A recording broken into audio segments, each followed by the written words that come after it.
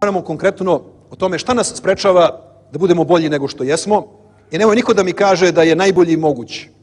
Niko nije tako dobar kako bi mogao da bude ako se još potrudi. Ni mi nismo, ni vi niste. Ja vas pozivam, vas pojedinačno, da se probudite se veseli i recite evo ga još jedan dan. Imam šansu da uradim nešto.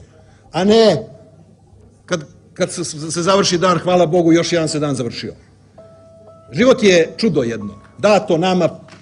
Ono što mene pomalo pogađa i boli je što ne osjećam u našem društvu svest o tome. Što ne osjećam svest o vanrednosti situacije. Što ne osjećam jedan pozitivan naboj gde ljudi kažu istorijska je šansa, možemo da uspemo, moramo da svu energiju uložimo, ne pitam da li ću da spavam, ne pitam da li ću 3 puta dnevno da jedem ako imam 30 godina, mogu da radim 14 sati, mogu da spavam 4 sata. Nema spavanja. Ne možete vi da budete svetski prvaci da spavate. Spavate 5-6 sati, šta više treba da spavate?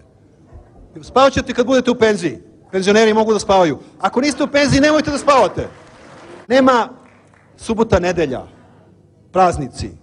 Ako hoćete da postignete neki veliki cilj, nema praznovanja. Nema ima 170 slava u Srbiji godišnje. Slavit ćemo kada pobedimo.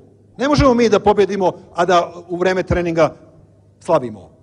Morate da motivišete sebe, se umijete hladnom vodom, ako ne pomaže da se istuširate hladnom vodom, da zavrnete rukave, da počistite svoju kuću i bukvalno i u prenetom značenju, da uvedete red tu gde živite, gde radite, da uspostavite merila kvaliteta, merila rezultata, merila odgovornosti. Živ si, rodio si se i uradi nešto pozitivno sa svojim životom. Samo to u našem narodu da se prelomi. To što nam je ostalo iz onog pusto turskog.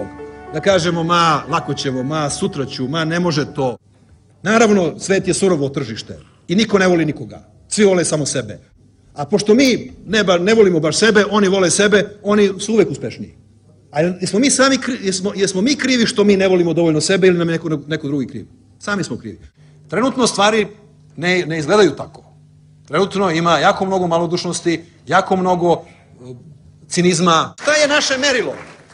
Je li naše merilo puš, kornjača? Pa nije, mi moramo da nadoknadimo ono što smo izgubili ne samo 10 godina, nego i više od toga. Ali ne da se cenkamo. Ne da danas hoćemo, sutra nećemo, jer onda izgledamo kao neozbiljan narod. Hoćemo, ali daj da radimo na tom. Ako moraš da rešiš neki problem, odmah mu priđi. Nemoj da čekaš da on dođe do tebe. Nemoj da čekaš da ga rešavaš pod pritiskom. Ako imaš nekoliko problema, prvo počni da rešavaš onaj najteži. Niko nas ne sprečava da uradimo, nego sami mi nismo dovoljno odlučni. Ajde da kažemo, dajte da mi uradimo nešto za sebe, pa kad sve uradimo za sebe što možemo da uradimo, ajde onda da uradimo nešto protiv nekog drugoga. I taj trenutak neće nikada doći, jer uvek ćemo imati šta da uradimo za sebe. Ja vam kažem, gledajte u budućnost.